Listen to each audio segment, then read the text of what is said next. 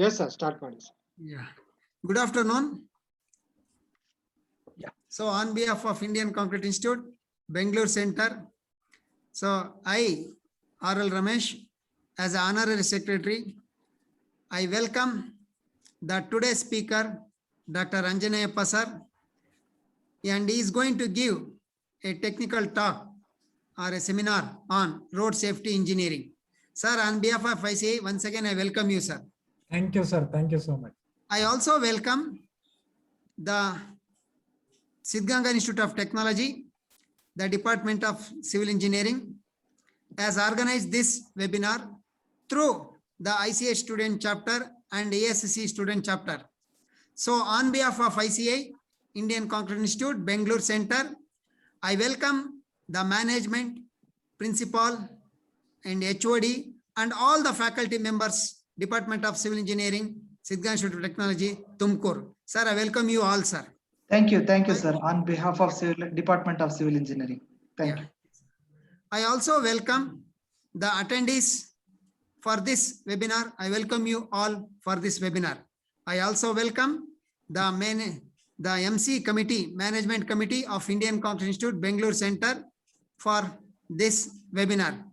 And I welcome the office bearers of Indian Concrete Institute, Bangalore Center. I welcome you all, sir. Over to organizer.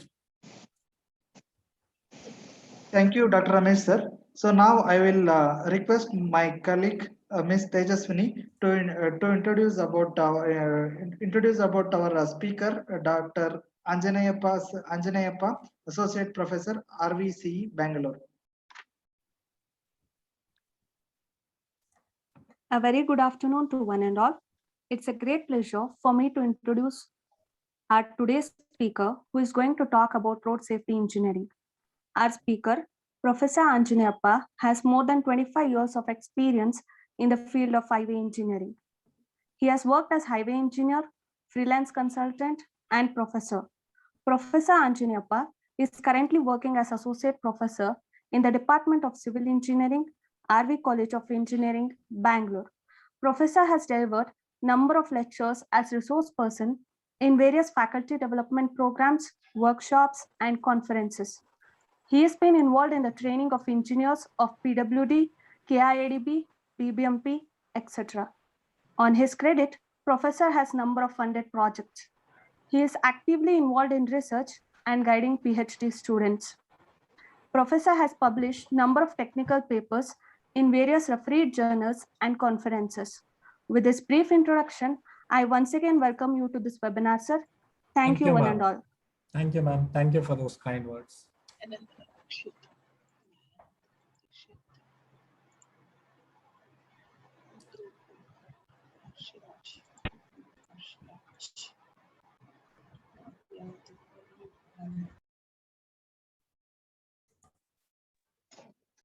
Sir?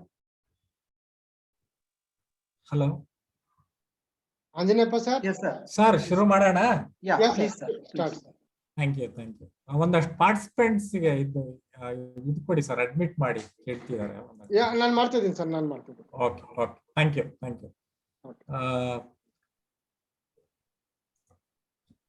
Good afternoon, friends.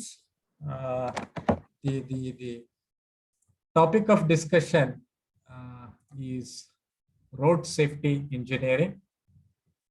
Maybe for next 60 minutes or so, we'll be discussing on the engineering aspects of the road safety, specific to the civil engineering part.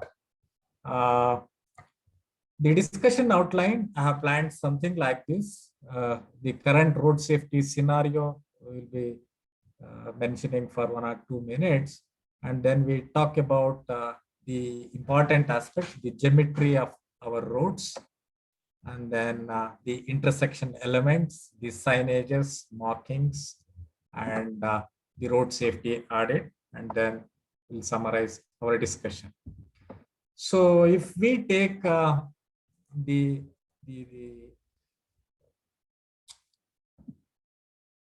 accident scenario of our country, it's a huge, as we all know, maybe go by statistics, they say it's about 1.5 5 million people, 1.5 lakh people are dying on the average, right? Every year on Indian roads, 1.5 lakh people, 1,50,000 people.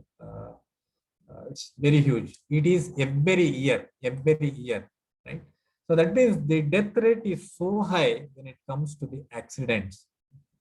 And even if you look at the state level, the Karnataka also, the death rate, annual death rate somewhere is around 10,000. And the statistics says the cause of these deaths or accidents mostly because of the overspeeding, right? That's a major reason. And rash driving and some other reasons are negligible. But the main reason go by statistics, it says it is overspeeding. And if you look at the table here, which I am presenting, the biggest cause for human death in the world, the top 10 reasons they have listed, top 10 reasons for human deaths. In 1990, there are many reasons. The biggest number one reason for human death is respiratory infections, right?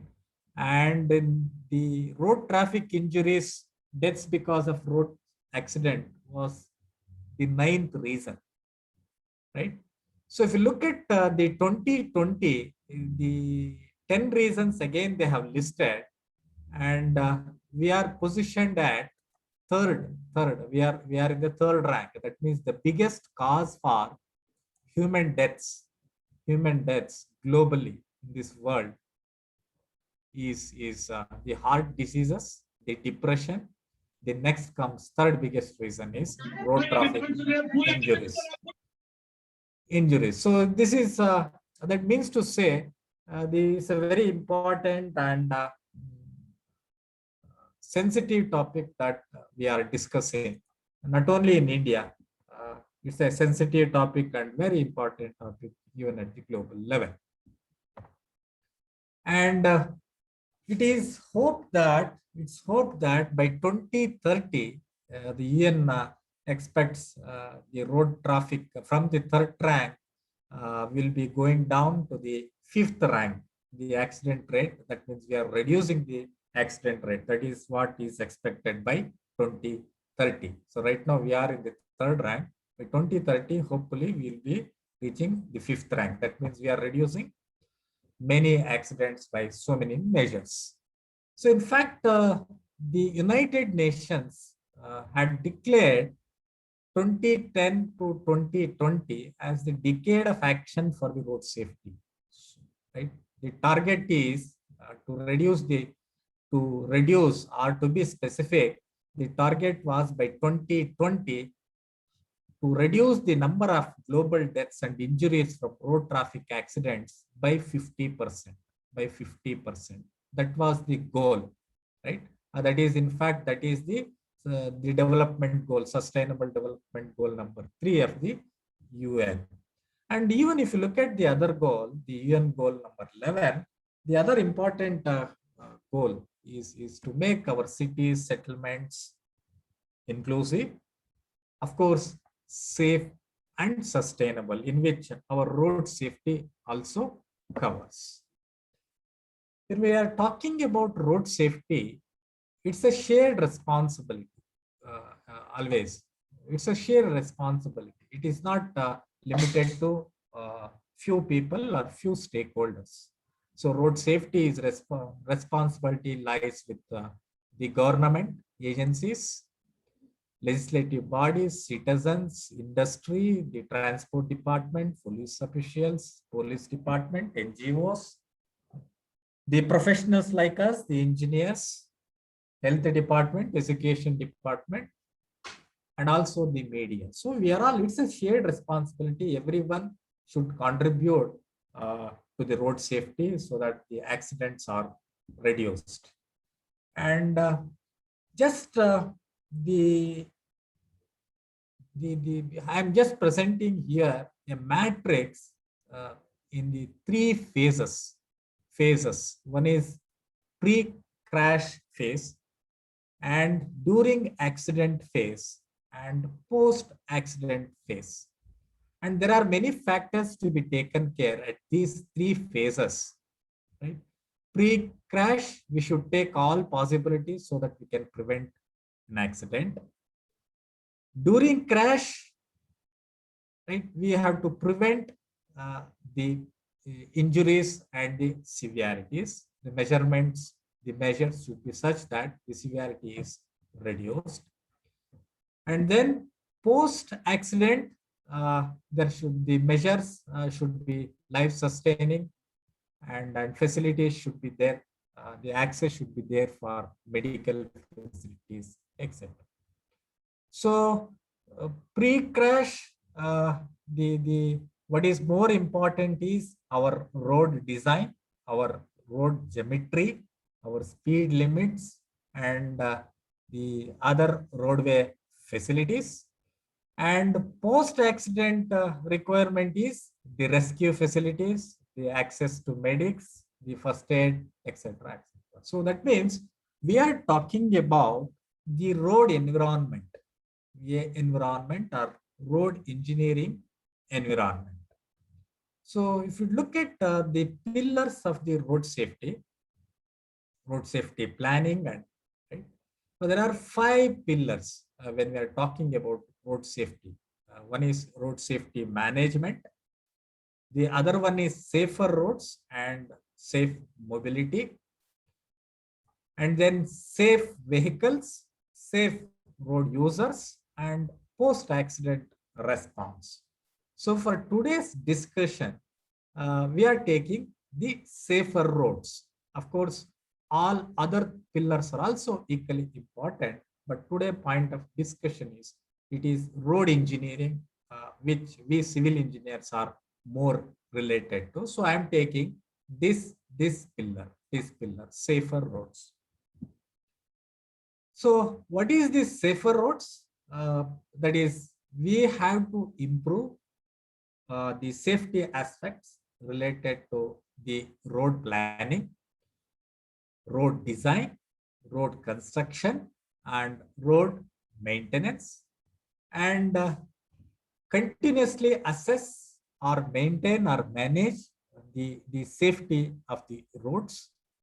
And we also need to explore the improvements so that we keep on improving the safety of our infrastructure, road infrastructure.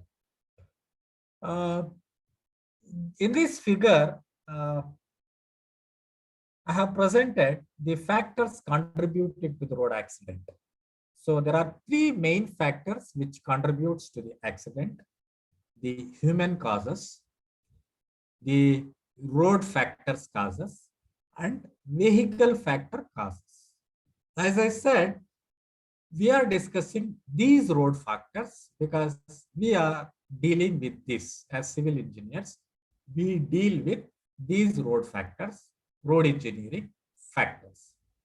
But look at this, the human factors contribute to the to an extent of 93%. Don't go by the number, but take that the biggest contributing factor for the accidents is human behavior. Don't worry about whether it is 93 or 90 or 97, but the biggest contributing factor is human factor.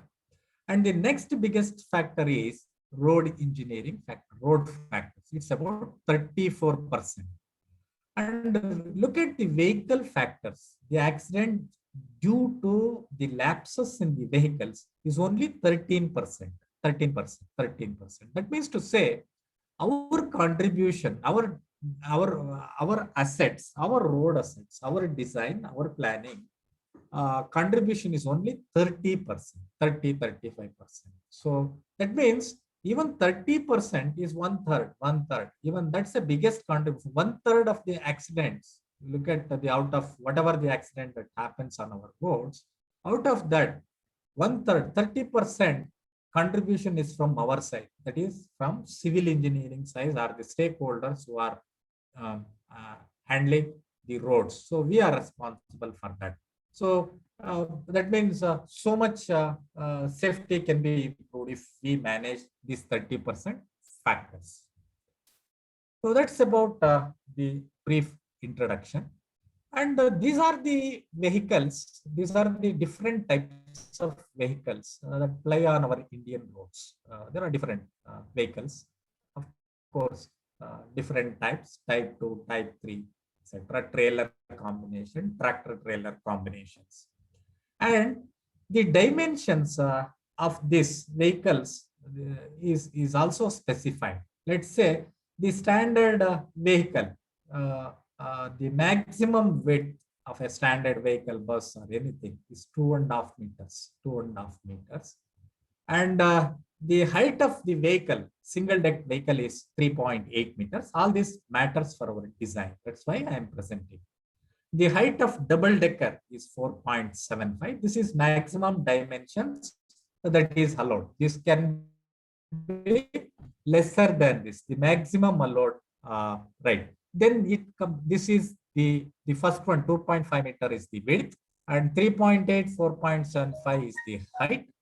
When it comes to the length of the vehicles, it varies from 11 meters from a standard truck or a standard bus to 18 meters for a tractor trailer combination. So these are the dimensions, maximum dimensions allowed for on-road vehicles. Now, so what is the single lane width? It is about 3.5 meters. Why 3.5 meters? One lane width is the markings that we see on roads. Generally, the marking is done for 3.5 meters, the lane markings, traffic lane markings. Why the 3.5? As you know that the maximum width of vehicle is 2.5 meters. And we need clearance on either side, 0.5 meter on this side, 0.5 meter on this side. So 2.5, 0.5, 0.5 put together, our lane becomes 3.5. That's how the lane width has been arrived. So when it comes to the two lane, why 7 meters? So 2.5 this side vehicle, 2.5 meter this side vehicle, half meter lateral clearance on either side of any vehicle. So 0.5 meter this side, 0.5 meter this side, 0.5 meter this side. So all put together, if you sum up, it becomes 7 meters and so on, 3 lane, 4 lane. So we keep adding 3.5 meters for each lane, standard lane. Now, then comes the turning radius. The turning radius, maneuvering of the vehicle. This is the radius requirement for a vehicle to maneuver, take a turn, right? So if you take a car, this is the turning radius required. Of course, our drivers are so experts.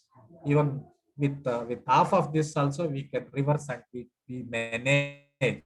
But these are the turning radius requirement for all these vehicles. Say, for example, standard lorry, we need about 13 meters radius. Or take a trailer, wrong chassis truck trailer, we need about 18 meter turning radius for vehicle to take turn. Then comes we have classified. The roads are classified into 3 systems: primary, secondary, and tertiary systems. Primary systems are high-class roads, higher-end roads like expressways, national highways, and state highways. Our major district roads comes under secondary system, and our village roads and other district roads falls under the category of tertiary roads. So when it comes to the urban roads, all our arterial and subarterial roads comes under the category of primary sector, and our local streets comes under the category of tertiary classification. Now, how this, why this classification, or what is the important characteristic or differentiation that we can see is, for higher category roads like national highways and state highways or arterial roads, mobility is the requirement. Mobility is the target. right? And for lower category roads like a village roads or a residential streets, it is not the mobility that matters. It is the connectivity is important, right? Take a village road, the concern, the objective is to connect the villages, connect to the marketplaces, give access to all facilities is the objective, primary objective.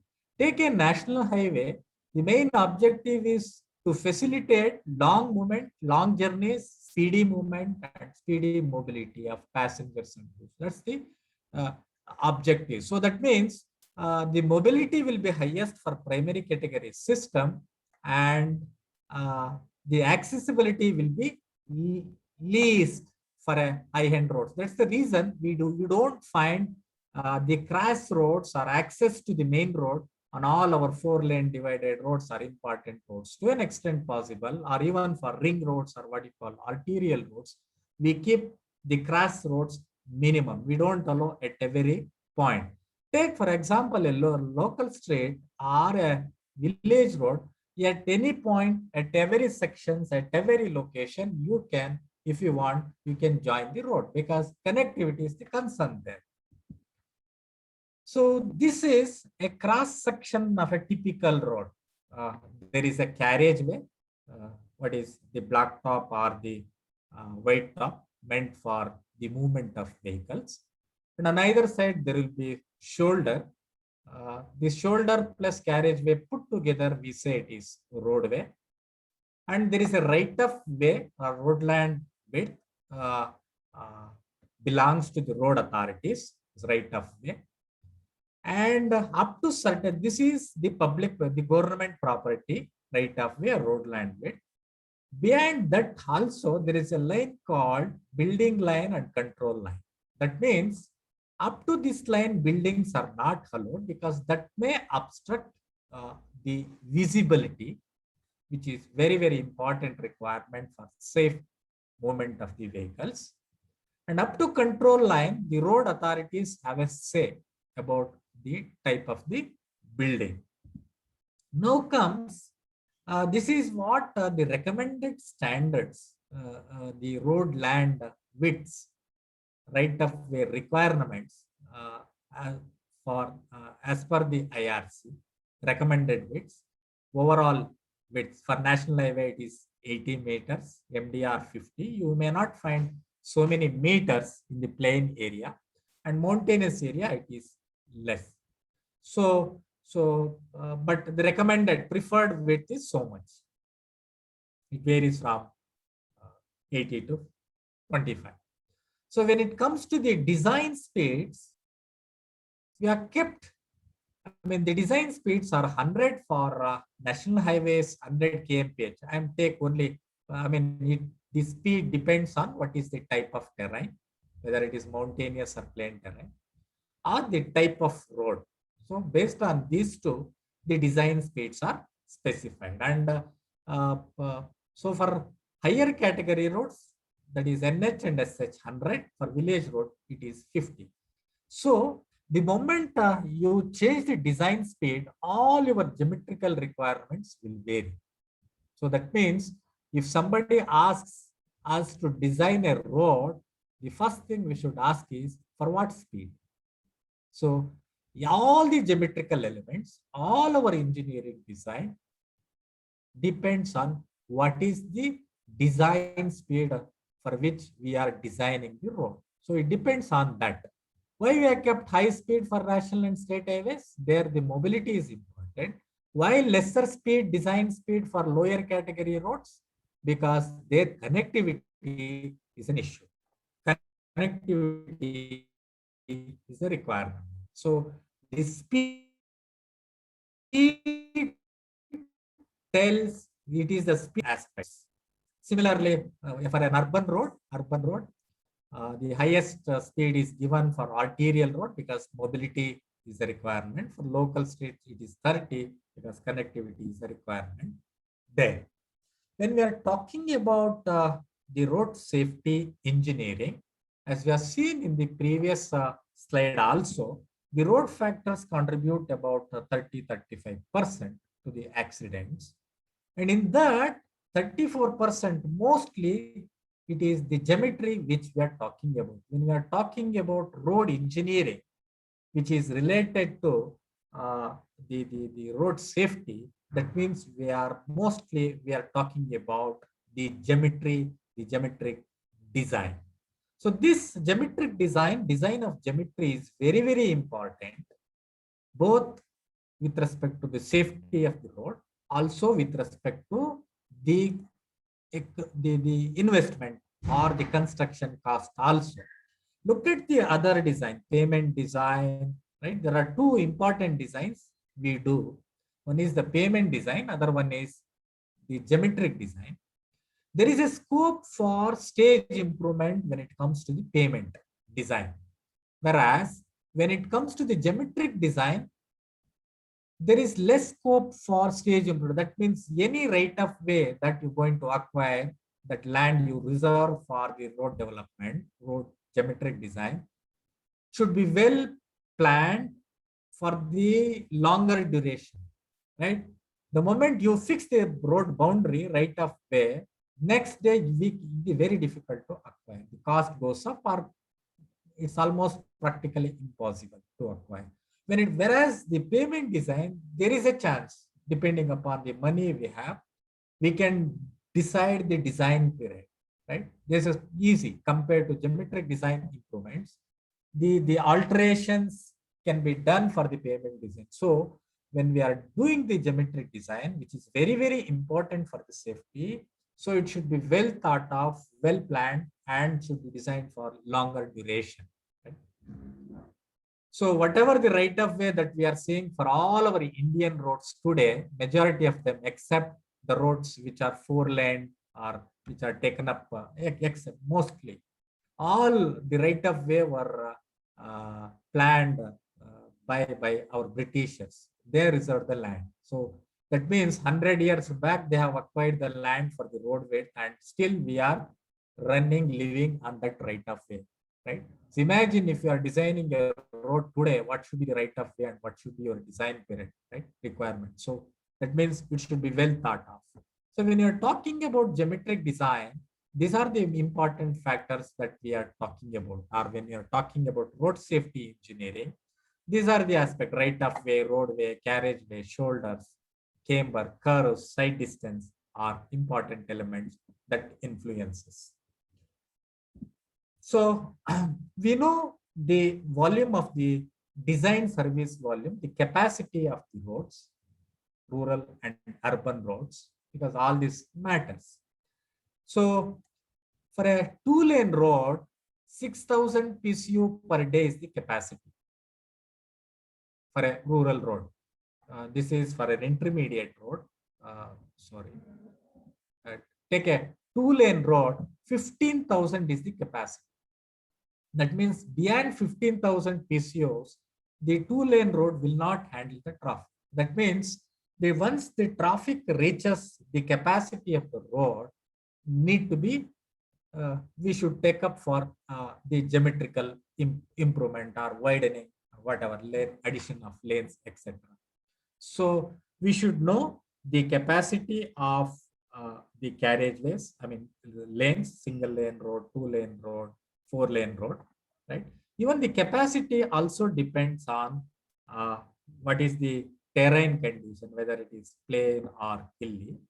The capacity of any road can be increased by at least 15% if there are good shoulders, right? And the capacity decreases drastically. The capacity decreases drastically and also influence the safety of the road when there are poor shoulders. There are two important things that the shoulders influence. One is the safety issue increases when there is a poor shoulder, and the capacity also decreases drastically when there are no good shoulders. For a 4-lane road, the capacity is about 35,000 passenger car units. So that means right, 4-lane can handle that. So this is the shoulder width, right? Right. And if there is a 2-meter shoulder, the capacity will not decrease, right? If you decrease the shoulder width for whatever the reason, because of poor maintenance or because of the poor geometry, see the decrease in the capacity, right? It varies from 10 to 30%.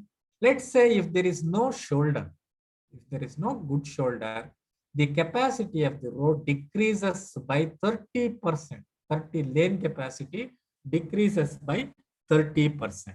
30%. Similarly, for urban road, these are the capacities. It depends on what is the type of road, whether it is collector street, arterial road, whether it depends on whether it is one-way, two-way, whether it is divided road or road with median or road without median, and number of lanes. Let's say for a 2-lane road, for an arterial road, it is 2,400 passenger car units per hour is the capacity. More than that, it cannot handle. Similarly, if it is a two-way road, two-way road, then it's only 1,500 PCU per hour it can handle.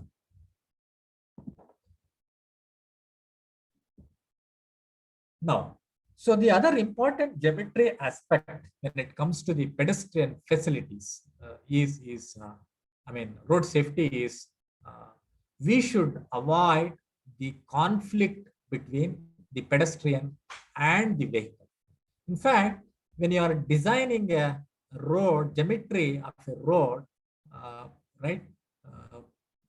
preference should be given for the pedestrians first, and then the vehicles. Many cities, now it is reduced. We simply keep widening the road because, acquiring or the verges and the footpaths. So we are giving preference for the vehicular movement in the name of reducing the congestion.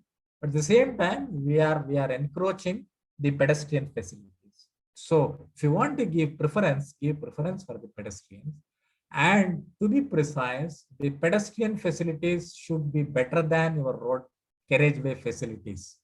Your pedestrian facilities should be better than your roadway facilities, so that the pedestrians are attracted to the footpath. And the requirement is you should have better facilities so that the pedestrians can walk continuously, comfortably, and safely. Unless we provide good pedestrian walks, we cannot avoid this pedestrian and vehicular conflict. So the important requirement when we are talking about, I always tell my good friends in the department, then telling that we don't have footpaths, right? We have footpaths, but what is missing is continuity, right? Continuity. So what is more important? Number one, good pedestrian footpath. Other important requirement is continuity of the footpath is very, very important. And of course, lighting is also an important, right? At least 20 to 40 lux is required for footpaths, and 80 lux is required for intersection L. So there are IRC has suggested many level of service. What is it tells about the quality of the footpath that we are giving. So the best footpath we can say is offering level of service A, where space that we are providing for a pedestrian is about 5 square meters per person. That means he can lavishly walk, right? Comfortably walk. But the cost of this facility will be very, very high. Many times may not be possible. So like that, there are different level of service which we can see in the figures. So the density of people increases as level of service decrease. So in fact, majority of our footpaths in the urban areas are in the range of level of service E or level of service F, right? And there is a minimum width of footpath is required. So that minimum width of footpath is decided based on our requirement. At least we need 2-meter footpath. Why 2-meter footpath? Because 2 wheelchairs can be accommodated. Another important aspect that we forget when designing this geometric facility is that the facility that we give, these pedestrian facilities or what, that should be inclusive. So that we should remember that these facilities are given for the children, the aged people, specially able people, the youngsters, all. So it is not for one category of people we are giving. So keeping that in mind, we have to decide the geometry. So minimum is 2 meters. Why 2 meters? 2 wheelchairs can move. And this is the capacity of the footpaths. If you take one level of service, right, 2 meter can give 1,400 persons per hour. A 4 meter can give a 3,600 persons per hour. Now, then comes these cycle tracks, an important requirement when we are talking about the sustainability transportation, right? So we need to plan more and more cycle tracks so that we can encourage the sustainability in the transportation. So the minimum width is 2 meters, right? If you want to add additional lanes, 1 meter can be added. And when the number of vehicles is more than 200 per hour, so a separate cycle track is justified. So when vehicle population is more, there should be a separate cycle track. See, motorized and non-motorized traffic always should be separated. See, right? That's a requirement. So depending upon the lanes for a cycle track, the geometry, the width of track varies from 3 to 5 meter. So again, it depends on what is the one-way and two-way traffic. So what is more important is at least a minimum width of 2 meter should be provided. So this is what the most important aspect. Road means safety means road safety means engineering means it is the visibility, it is the side distance. So this is the basic requirement. If we cannot give the visibility requirement, if we cannot give the design cannot provide the side visibility distance on any road, then it cannot be called as a road. Right? So one of the via media mitigation measure, wherever we cannot give the minimum visibility distance in the road, so the only option left out is, right, restricting the speed. But at any point of time, which the designers or all the people, we engineer ensure that there is enough side distance. So this side distance is important in 3 locations. Let's say there is a horizontal curve. 2 vehicles are approaching and there is a building here, and the visibility is obstructed by a building here. So this is accident prone or unsafe design or unsafe alignment. And similarly, there is a vertical curve, again 2 vehicles, there is an object lying on the road and there is a vehicle approaching, and any object of 15 centimeter height should be visible to the driver, right? That should be visible. So at least to what distance it should be visible? At least to a distance of stopping site requirement.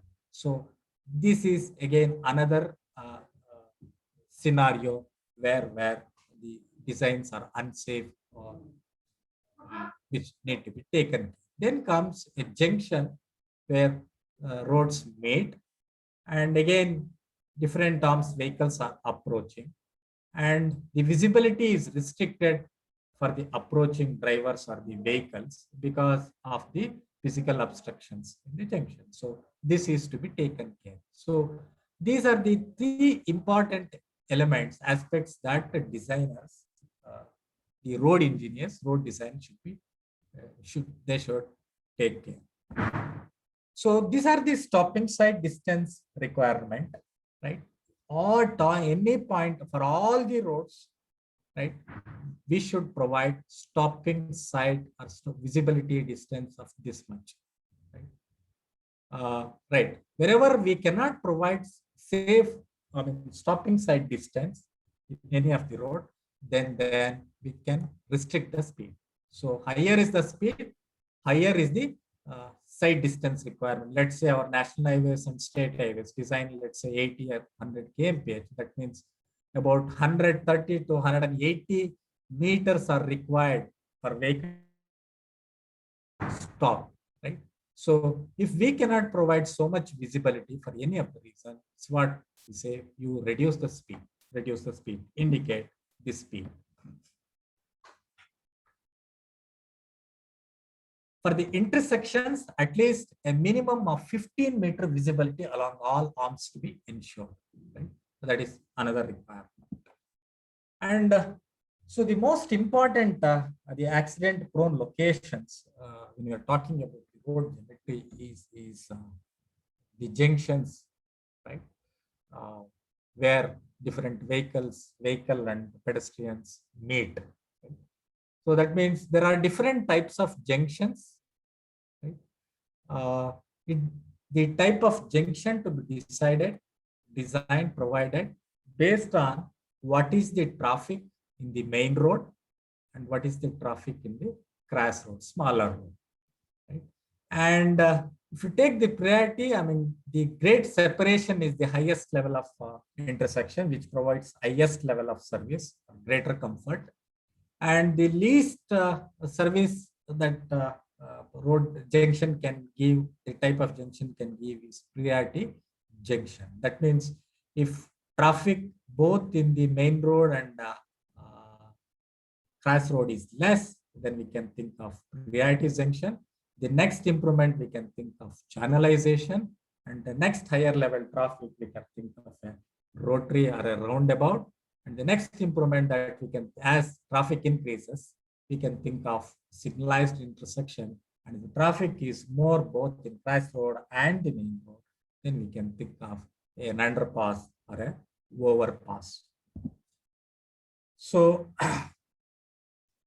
there are some principles, intersection design principles need to be followed.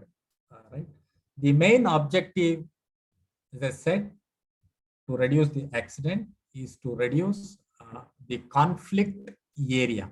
So this is the conflict area, right? This is the vehicle paths, right? From different arms. From this road, vehicle is taking turn here. From this road, the vehicle is. This is the conflict area.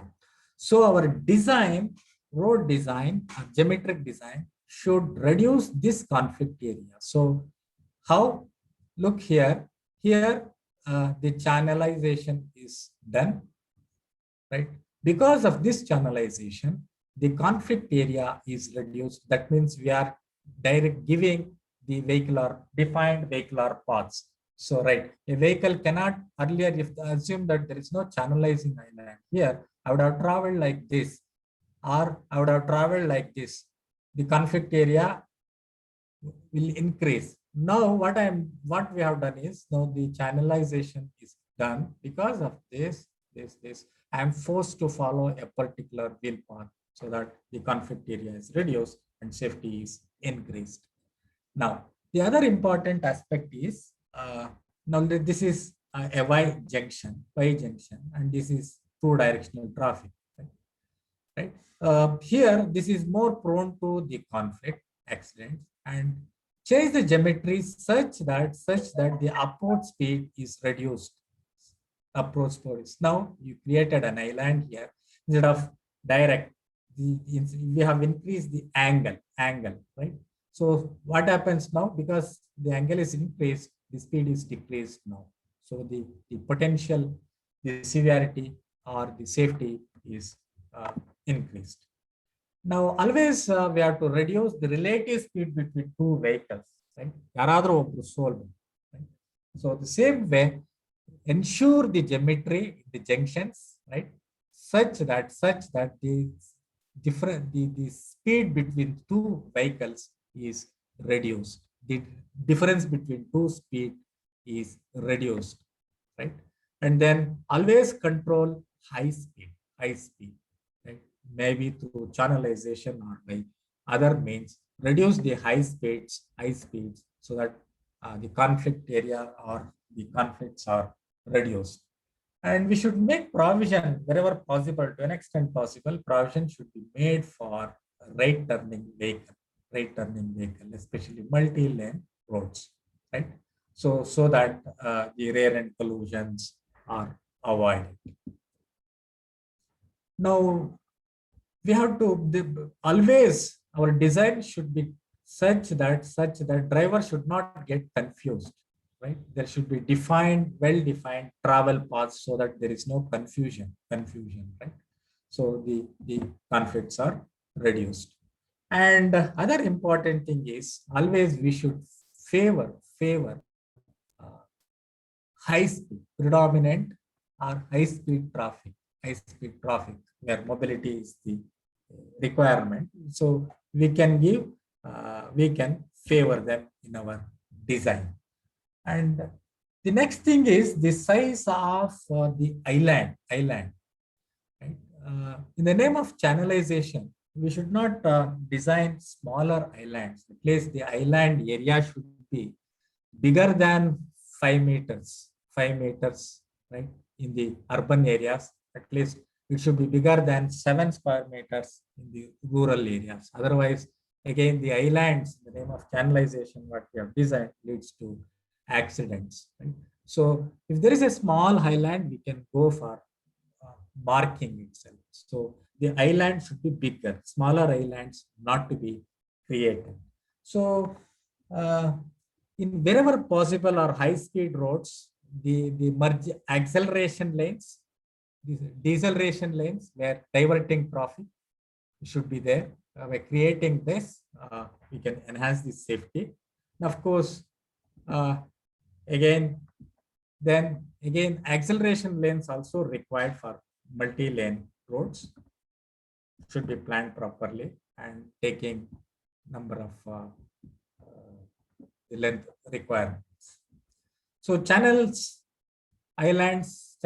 island plays a big role when it comes to the reducing the conflicts. It separates the conflicts, reduces the angle of conflicts. Channels reduces the speed. It blocks the prohibited movements and it allows the placing of the traffic vehicles, and it gives refugee place for the pedestrians. The same way, medians are also very, very important in the multi-lane roads, and it is must for 6-lane roads, and 4-lane roads, yes, it may be a necessity. And where tidal flows are there, where directional traffic varies, right, all the time, then medians may not be advisable. The minimum median width recommended is 1.2 meter. Why 1.2 meter? So that one pedestrian can stand there. The desirable median width is 4 meter, minimum 4 meter. Desirable is 5 meter. So bigger is the median width, better is the safety, and 7.5 meter is the recommended median width. And the openings also should be restricted wherever there is the median, and preferably it should not be less than 750 meters for rural highways and 500 meters when it comes to the urban roads. So the providing most of the time, it so happens that we construct an excellent road with good riding quality, and we say good rating. So any road, even with whatever be the quality of the surface, pavement surface, riding comfort, unless we provide other facilities, roadway facilities like bus way, parking way, right? Then it cannot be complete. We cannot call it's a good road. So all these roadway facilities are very, very important, even with respect to safety, right?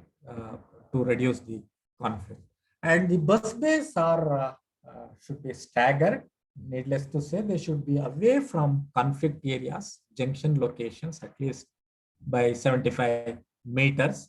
And these busways should be located in the opposite sides and after this signal, right? Let's say I'm moving from this direction and I have placed here and opposite direction with covering the tail so that we can get down and walk behind the buses, So the sighting of signs, the erecting of signboards on the roads also plays a big role in enhancing the road safety, and this should be followed. Sorry, so this I was telling parking lot very important. They should be provided. Lay-bays are important to be provided on convenient places, right? A separate 3-meter wide carriageways, I mean, paved surfaces are provided for lay-bays and parking bays. Frontage roads, service roads are required when it comes to the access to the properties. It's required wherever required, it should be provided so that you can separate the thorough traffic with the local traffic. This is another way of enhancing the safety and the mobility. Driveways are also important, which connects all your fuel stations, etc., commercial spaces. These are required. These are required. Road with just good riding quality is not just sufficient. Our service road, frontage access, bus bays, lay bays, parking lots, all these are required. Then only we can claim that we have a good road. As a picture shows beautiful bus base geometry. And this is a truck bay, geometry of a truck bay. So generally bay width is 3 meters in width and length is 15 meters per vehicle for a bus or a truck. Then comes the signages. There are different signages we have. Cautionary, mandatory, and information signboards. So this just for information. These are the signboards, the color codes we adopt. So this is the symbol for Asian highways. This is for expressways, blue color. This is yellow for national highways and green for state highways. Using the reflective boards, signboards is very important because night safety depends on that. So even night we can see clearly the road. So using retro reflective boards, signboards is very important so that the visibility distance during night is very clear. Very clear. Right? It is said that the boards which are located on the left side is seen 100% effective. The right side is only 22% effective, and overhead on the right side is 14% and 17% directly above the sign. So we should know that there are different sizes of the letters for all the signboards. This size of the signboard letters, signboards depends on what is the speed of the design speed of the board. So based on the design speed, the letters in the signboards are decided. So an information signboard always with the green background. Expressways and urban road, it is blue background, and for village road, it is white background.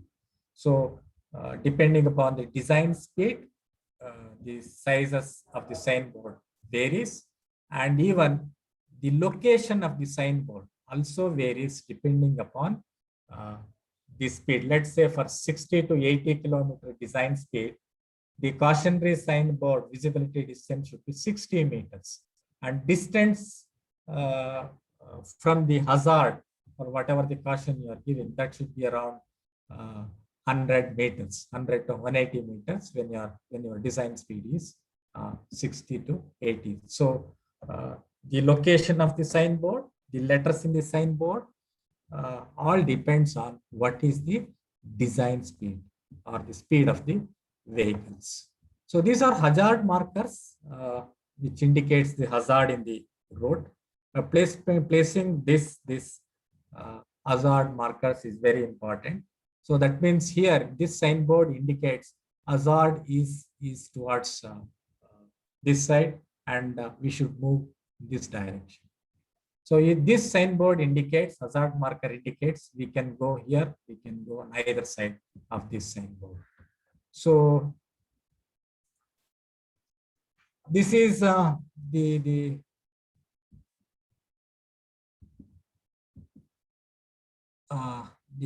different stops signboards. This is for stop signboard. What is the size of the letter? What should be the font size?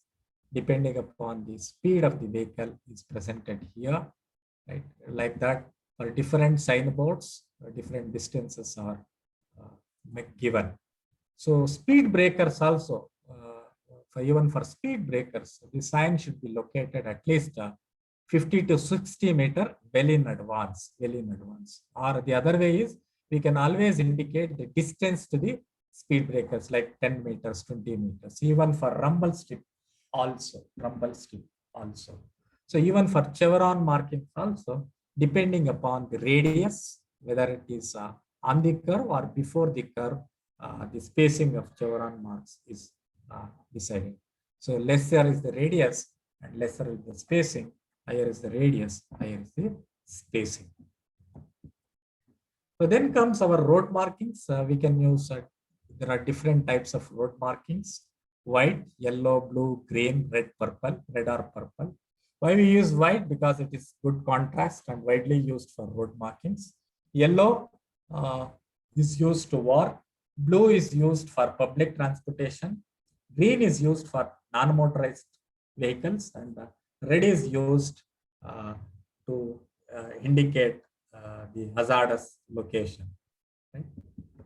So minimum distance required for the driver to react is mentioned here, presented here. It depends on what is the speed. What is the speed? Depending upon the speed, let's say I'm driving at 80 kilometers and my marking should be visible from a distance of 40 meters. Otherwise, it should be visible to a distance of 2 seconds travel. There are different types of markings. There are 7 types actually: longitudinal markings, transverse marking, hazardous markings, arrow markings, directional marking, facility marking. Right? These are some types of longitudinal markings. All the lane markings, what we see. I'm presenting, why the intention of presenting here is that there are different types of marking. That is what my intention is of presenting here. And if you take just longitudinal marking, the first category, again, there are n number of markings in this itself. About 20-25 types are there. So it depends, right?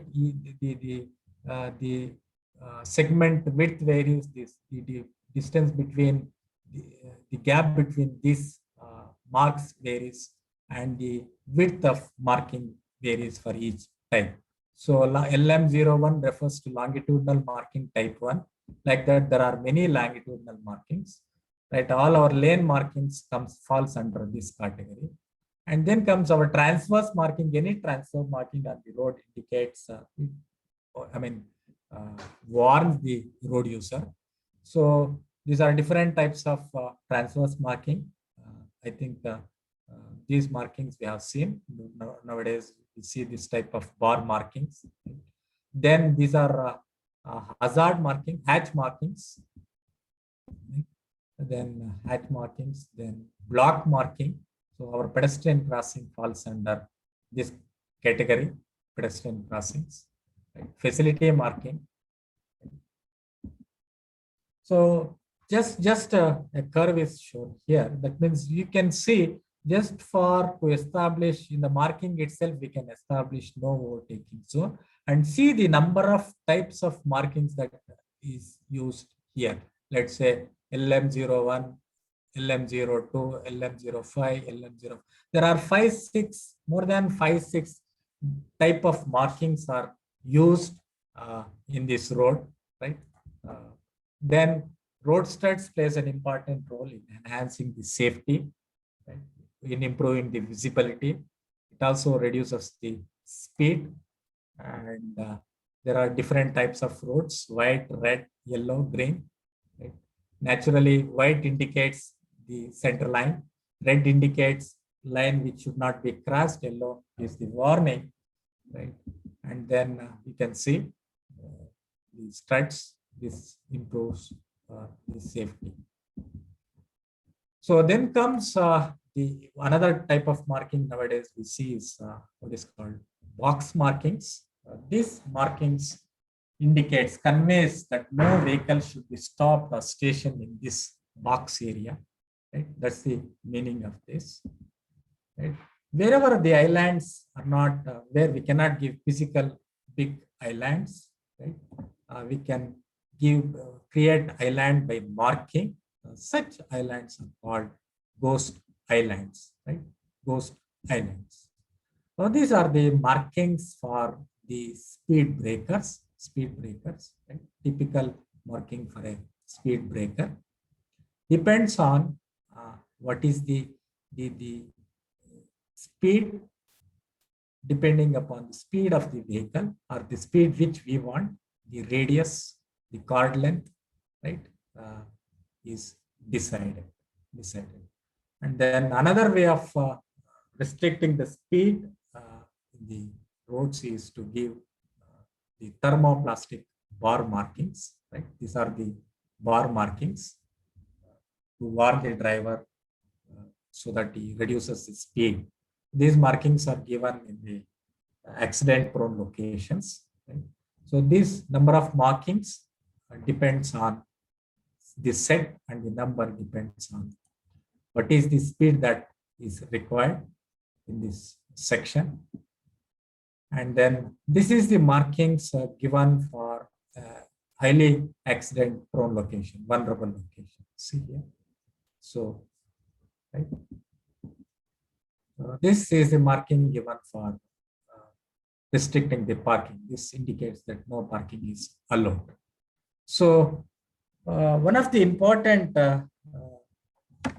factor that contributes to the road, as said, is the speed of the vehicle. Right? The entire the geometry of the road depends on what is the speed operating or design speed of the road. So if we reduce the speed by 5%, it's said that 30% fatality can be reduced. So that means if you want to reduce the speed, I mean, if you reduce the speed so that the severity of the accident rate can be decreased. So this is to make roads more safer. Now road safety audit is made mandatory. Right? So audit is carried out for all the roads to assess the potential, accident proneness. And this is carried out for all the roads, maybe for all types of road projects, right? And it is carried out at different stages, maybe in the design stage, construction stage, maintenance stage, for all types of roads, whether it's a small project or a big project, right?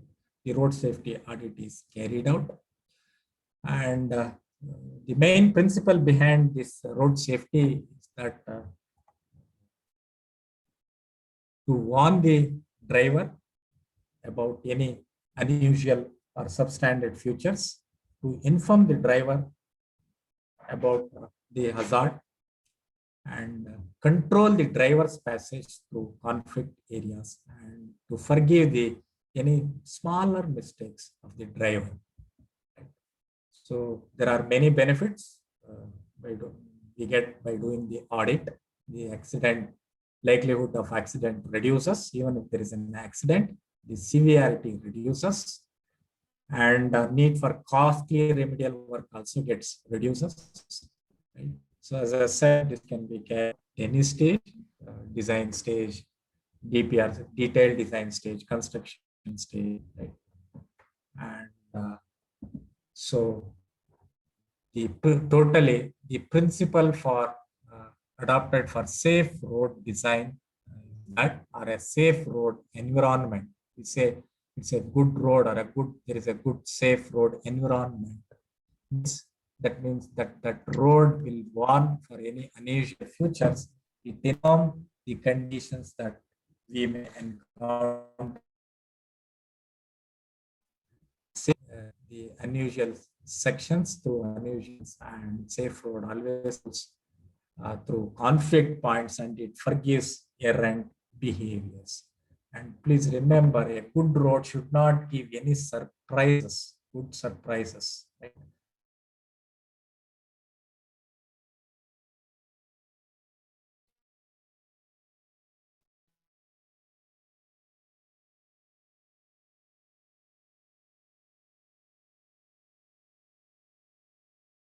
That's very for giving this opportunity. So I'm just ending my presentation. Thank you all for your kind attention. Thank you, Anjaneyappa sir, for your wonderful talk about the road safety, and thank you for enhancing our knowledge. Okay, so now I request participants to ask questions. Okay.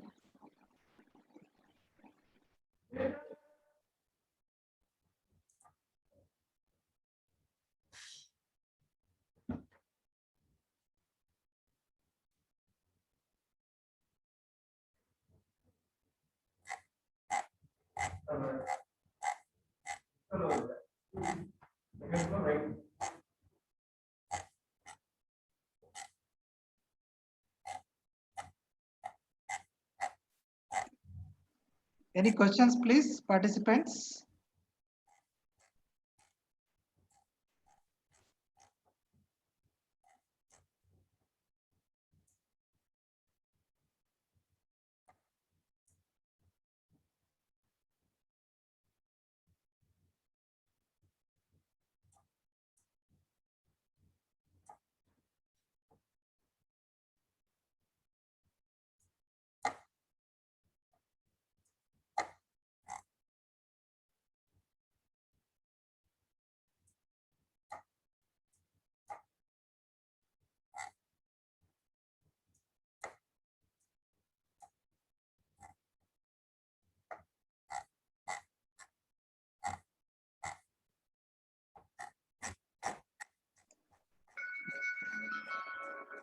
So any participant, if you have questions, please put it in chat box also.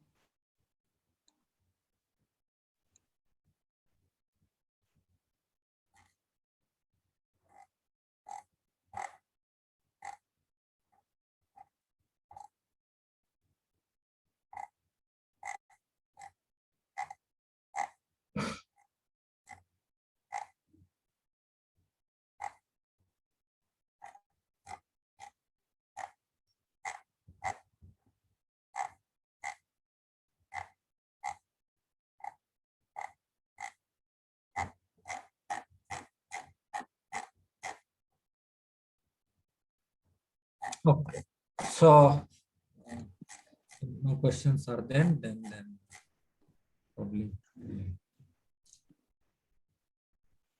Okay, sir. So if there are no questions, means I will request my colleague, Dr. Praveen KM, to deliver his vote of thanks.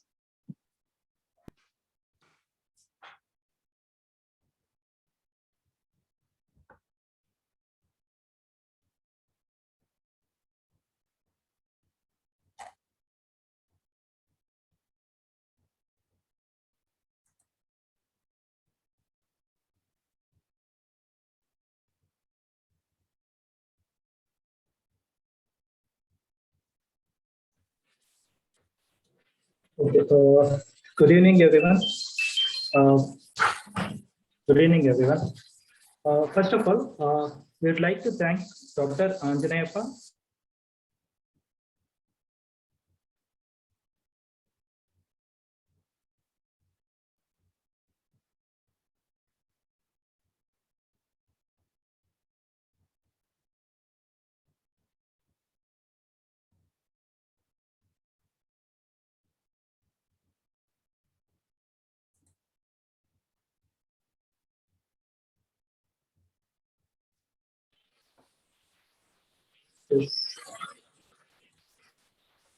Hello. Yeah, Praveen, we can hear you. Please continue. Yes. First of all, we'd like to thank Dr. Anjanayappa for the talk on road safety engineering. We are thankful for his insightful about road safety, which is to be considered, and the importance of roads. How we civil engineers are contributing to almost about 30% of road accident, and how we can try to reduce it even much more. And also regarding the design consideration and codes for road design, and how we can reduce the conflicts areas, reducing the accidents in conflict areas and all.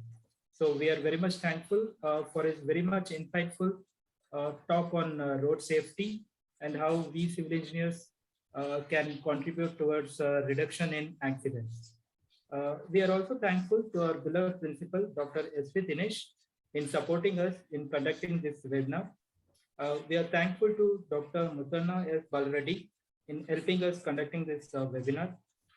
We are also thankful to Indian Concrete Institute Bangalore chapter, Mr. Pasha, R.L. Ramesh, and Manjunath for their support in conducting this webinar. We also thank all the fellow faculty, students, and attendees of this webinar in participating and making it a success. We are looking forward to another talk in coming month. Yeah, that's it for today, guys. Thank you. Thank you. Right, sir. Thank you, sir. Thank you, sir. Sir, thank you all. Thank you, sir.